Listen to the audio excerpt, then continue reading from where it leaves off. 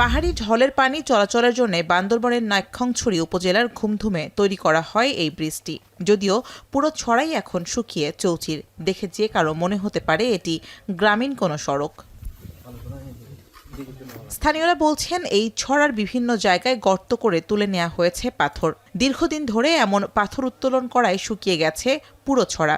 একই অবস্থা বেশিরভাগ ছড়া ও ঝিরির। এদিকে অবাধে পাথর উত্তোলনে বাড়ছে পানির সংকট, একই সঙ্গে কমছে কৃষি আবাদ। স্থানীয় প্রভাবশালী মহলের যোগসাজশে দীর্ঘদিন ধরে পাথর উত্তোলন চলছে বলছেন স্থানীয়রা। 2-3 কিলোমিটার এরিয়া জুড়ে আপনার সব পাথর তুলে ফেলছে। আমরা যে পাথরগুলো যদি এখান থেকে যদি নিয়ে যান তাহলে আমাদের কোনো খাওয়ার পানিও তো আমরা পাবো না। এই জিরি থেকে মাটি খনন করে পাহাড় খনন করে বিপুল সংখ্যক পাথর উত্তোলন করতেছেন। পাথর তোলার কোনো অনুমতি নেই, কিন্তু তবুও আমাদের এই এলাকায় কিছু প্রভাবশালী লোকজন মানে অনুমতি না নিয়ে মানে এখান থেকে ইট পাথর সব নিয়ে যাচ্ছে।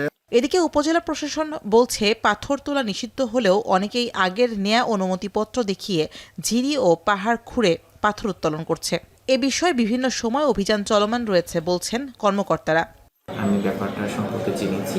ইতিমধ্যে আমি আমাদের বান্দরবানের যে পরিবেশ অধিদপ্তর তাদেরকে ব্যাপারটা জানিয়েছি। তারা অভিযান পরিচালনা করার সিদ্ধান্ত নিয়েছেন, সহসহায়তা তারা আসবেন।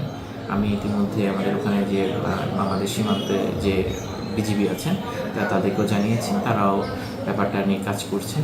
দুর্গম এলাকায় শুধু আইন প্রয়োগ করে পাথর উত্তোলন বন্ধ করা সম্ভব নয় বলে মনে করছে প্রশাসন। সেজন্য স্থানীয়দের মধ্যে সচেতনতা সৃষ্টির তাগিদ দিচ্ছেন তারা। এখন বান্দরবান।